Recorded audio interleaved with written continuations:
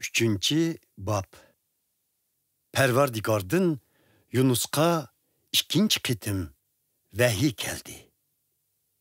Perverdigar onunğa, sen Ninevi degan büyük şehirge derhal berip, o şehirdikilerge men sana tapşırıldıgan sözlerini jakarla, dedi.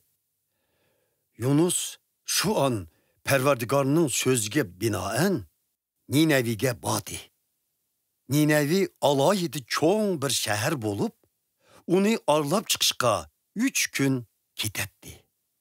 Yunus şehirge kirip, bir günlük yolunu mangandın keyin, 40 gündün keyin Ninevi şehri harap kılındı, dep jakarıldı. Bunun bilen Ninevilikler Xudaga işinip, rozu tutuşni karar kıldı. Bütün şehir halkı mertebesi yukarı, töven bolsun, hemisi çige rehtke yögünüp, tovu kılgalıkını bildirişti. Bu haber Ninevi padşahıga yetkende, o tahtidin düşüp, tonunu selivitip, çige rehtke yögünüp, külde melinip olturdu. Padişah özü ve emeldarlarının namıda Nineviliklerge mundak emir düşürdü.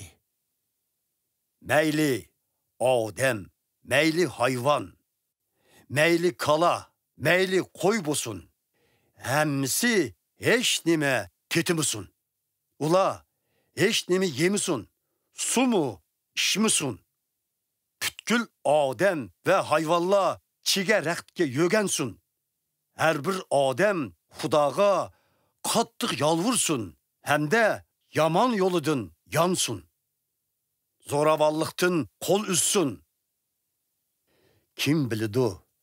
Xuda şunun bilen niyetidin, kahır gazbidin yenip, bizni halak kılmay koyamdı dehi.